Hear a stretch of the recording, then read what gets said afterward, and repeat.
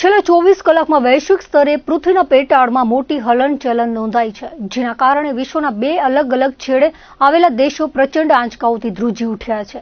સૌપ્રથમ દક્ષિણ અમેરિકાના વેનેઝુએલામાં એક અત્યંત દુર્લભ ભૂસ્તરશાસ્ત્રીય ઘટના આકાર પામી છે, જેને વૈજ્ઞાનિકો અર્થક્વેક ડબલેટ એટલે કે બેવડો ભૂકંપ કહી રહ્યા છે. વેનેઝુએલામાં ગુરુવારે વહેલી સવારે માત્ર 39 સેકન્ડના ટૂંકા ગાળામાં બે મોટા ભૂકંપ આવ્યા હતા, જેમાં પહેલો આંચકો સાન ફેલિપ નજીક 7.2ની તીવ્રતાનો ફોરશોક હતો અને તે જમીનથી 20 કિલોમીટરની ઊંડાઈએ નોંધાયો હતો. આંચકાના કારણે પૃથ્વીના પેટાળમાં પેદા થયેલા તણાવને લીધે તરત જ તેની બાજુની ફોલ્ટ લાઇન સક્રિય થઈ ગઈ હતી. તેના પરિણામે માત્ર 39 સેકન્ડમાં યુમારેથી 28 કિલોમીટર દક્ષિણ પૂર્વમાં 7.5ની પ્રચંડ તીવ્રતાનો મુખ્ય ભૂકંપ આવ્યો હતો, જે જમીનથી માત્ર 10 કિલોમીટરની છીછરી ઊંડાઈએ હતો. આ વિનાશક બેવડો ભૂકંપ જમીનની ખૂબ જ નજીક હોવાના કારણે અત્યંત ઘાતક સાબિત થયો છે, જેમાં 22 માળ જેટલી ઊંચી ઇમારતો ધરાશાયી થવા સાથે 30થી વધુ લોકોના મોત નિપજ્યા છે અને 700થી વધુ લોકો ઘાયલ થયા હોવાના પ્રાથમિક તબક્કે અહેવાલો મળી રહ્યા છે. ભૂકંપ અંગે કચ્છ યુનિવર્સિટી જીઓલોજી ડિપાર્ટમેન્ટના જાણીતા ભૂસ્તરશાસ્ત્રી ડોક્ટર ગૌરવ ચૌહાણે જણાવ્યું હતું કે સામાન્ય નાગરિકો માટે એ સમજવું ખૂબ જ જરૂરી છે કે વેનેઝુએલા અને જાપાનના ભૂકંપ વચ્ચે સીધો કોઈ સંબંધ નથી. પૃથ્વીના નકશા પર આ બંને વિસ્તારો હજારો કિલોમીટર દૂર આવેલા છે અને બંને જગ્યાએ ભૂકંપ આવવા પાછળના વૈજ્ઞાનિક કારણો તદ્દન ભિન્ન છે. વેનેઝુએલાનો ભૂકંપ કેરેબિયન પ્લેટ અને સાઉથ અમેરિકન પ્લેટની સરહદ પર આવ્યો છે. અહીં બંને પ્લેટો સામસામે અથડાતી નથી, પરંતુ વાર્ષિક 20 મિલીમીટરની ઝડપે આડી દિશામાં એકબીજા સાથે ઘસાય છે, જેને વિજ્ઞાનની ભાષામાં સ્ટ્રાઇક સ્લિપ હલનચલન કહેવામાં આવે છે. પ્લેટોની આ આડી ઘસાતી ગતિને લીધે ત્યાં પૃથ્વીની સપાટીથી ખૂબ નજીક જોરદાર આંચકા આવ્યા અને ઓછી ઊંડાઈના કારણે ત્યાં મોટી તારાજી સર્જાઈ છે. ગુજરાત અને ખાસ કરીને કચ્છના સંદર્ભમાં વાત કરતા ડોક્ટર ગૌરવ ચૌહાણે સ્પષ્ટ કર્યું હતું કે આ વૈશ્વિક ભૂકંપો સાથે કચ્છને કોઈ જ લેવા દેવા નથી અને નાગરિકોએ ભયભીત થવાની કે અફવાઓ પર ધ્યાન આપવાની બિલકુલ જરૂર નથી.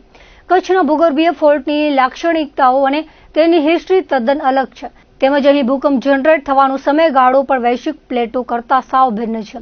આથી વિશ્વના અન્ય દેશોની હલનચલનની કચ્છ પર કોઈ અસર થવાની નથી. કચ્છના નાગરિકોએ પણ અફવાઓથી દૂર રહીને માત્ર વૈજ્ઞાનિક સત્યને સ્વીકારવું જોઈએ, તેવું ડોક્ટર ચૌહાણે વધુમાં ઉમેર્યું હતું. 24 તારીખે પરોઢે 3 થી 4 વાગ્યાની વચ્ચે બે વિનાશક ભૂકંપ આવ્યા.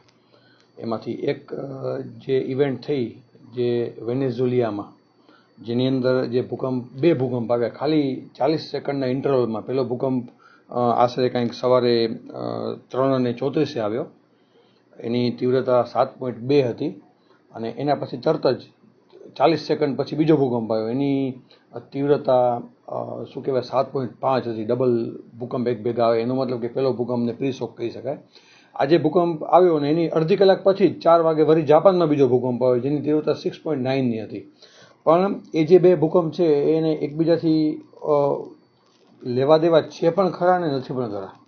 કારણ કે જે વેનેઝુએલામાં જે બે ભૂકંપ આવ્યા એ જે કેરેબિયન પ્લેટ અને નોર્થ અમેરિકન પ્લેટની વચ્ચે બે પ્લેટ જ્યારે એકબીજાની સાથે ઘસડાઈને પસાર થાય, બરાબર, એને સ્ટ્રાઇક સ્લિપ પ્લેટ મુવમેન્ટ કહેવાય, એના કારણે આવ્યા હતા. અને જ્યારે સ્ટ્રાઇક સ્લિપ પ્લેટ મુવમેન્ટ થાય એટલે જે સ્ટ્રેસ રિલીઝ થાય ને એની ઊંડાઈ ઓછી હોય, 10 કિલોમીટર 20 કિલોમીટર હોય, એટલે જે અર્થક્વેકના એપિસેન્ટરની ઊંડાઈ ઓછી હોય એ વધુ ફીલ થાય, એટલા માટે વિનાશક સાબિત થઈ શકે. તો આપણે ખ્યાલ છે કે એઝ અ રિઝલ્ટ 30થી વધારે લોકો ત્યાં એક્સપાયર થયા, 700થી વધારે લોકો ત્યાં મતલબ ઇન્જર્ડ થયા અને 20થી ઉપર માળની બિલ્ડિંગો પડી.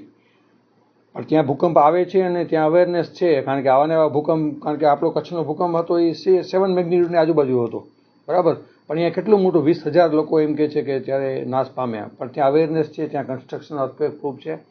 બીજો ભૂકંપ જે જાપાનમાં આવ્યો એ જાપાનથી થોડોક ઈસ્ટની અંદર આવ્યો, જ્યાં કને બે પ્લેટ આજુબાજુ નથી થતી પણ એક પ્લેટ બીજી પ્લેટની નીચે જાય છે. જે પેસિફિક પ્લેટ છે એ ઓખોત્સ પ્લેટની નીચે જાય છે, બરાબર, જેને સબડક્શન ઝોન કહેવાય. એ સબડક્શન ઝોનમાં આવ્યા અને એનું જે ભૂકંપ ઉત્પન્ન થયું 50 કિલોમીટર નીચે ઉત્પન્ન થયું, એટલા માટે એની અસર ઉપર ઓછી જોવા મળે છે. પણ એ ભૂકંપે પણ નુકસાન ન કર્યું એનું કારણ એ છે કે કોઈ સુનામી વેવ્સ પ્રોડ્યુસ ન થયા અને જાપાન આપણે જાણીએ છીએ કે ભૂકંપ વારંવાર આવે છે અને અર્થક્વેક પ્રૂફ સ્ટ્રક્ચર ત્યાં બનતા હોય છે. તો આ બે ભૂકંપ એકબીજાથી અલગ આ રીતે થયા, પણ એકબીજાથી સમાંતર પણ એમ કહી શકીએ કે જ્યારે પૃથ્વીની અંદર જ્યારે વિશાળ પ્લેટ છે, પૃથ્વીની અંદર બધી પ્લેટ છે ને, જે સ્તર, જે ક્રસ્ટ છે, એ પઝલની જેમ એકબીજા જોડાયેલું છે, ક્યારેક અલગ થાય, ક્યારેક નજીક આવે.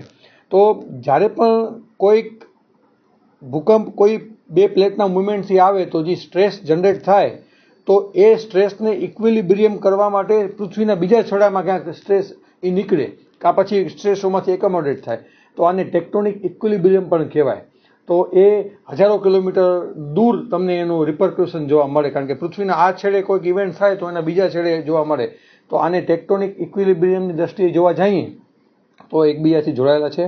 રહી વાત કચ્છની, તો કચ્છને આ ભૂકંપથી કોઈ લેવા દેવા નથી. ત્યાં ભૂકંપ આવ્યા અને કચ્છમાં ભૂકંપ આવશે એમ પણ ન કહી શકાય, અને ત્યાં ભૂકંપ ના આવે અને કચ્છમાં ભૂકંપ નહીં આવે એમ પણ ન કહી શકાય, કારણ કે ત્યાંના ભૂકંપ છે એ ઇન્ટરપ્લેટ અર્થક્વેક છે, બે પ્લેટની વચ્ચેના અર્થક્વેક છે. મેં બોલ્યો ને કે કેરેબિયન પ્લેટ અને નોર્થ અમેરિકન પ્લેટ, જે વેનેઝુએલાનો અર્થક્વેક, અને જે પેસિફિક પ્લેટ અને જે ઓક્સોક પ્લેટ છે એ બે ઇન્ટરપ્લેટ અર્થક્વેક છે. કચ્છના અર્થક્વેક છે ઇન્ટ્રાપ્લેટ અર્થક્વેક છે. એક જ પ્લેટની અંદર બહુ બધા ફોલ્ટ ઝોન છે, બહુ બધા ફ્રેક્ચર છે, જેનામાંથી સ્ટ્રેસ રિલીઝ થાય છે. બરાબર, એટલે કચ્છથી આને કોઈ લેવા દેવા નથી. એટલે ઓમાં અર્થક્વેક આવ્યો એટલે કચ્છમાં આવી જશે એમ પણ ન કહી શકાય, ને કોઈ અર્થક્વેક નથી આવતા અને કચ્છમાં નહીં આવે એમ પણ નહીં શકાય. કચ્છના જે ફોલ્ટ છે એની મેમોરી અલગ છે, એનો જનરેટ અર્થક્વેક કરવાનો જે ઇન્ટરવલ છે અલગ છે. બરાબર, તો આનાથી કચ્છને કોઈ લેવા દેવા નથી.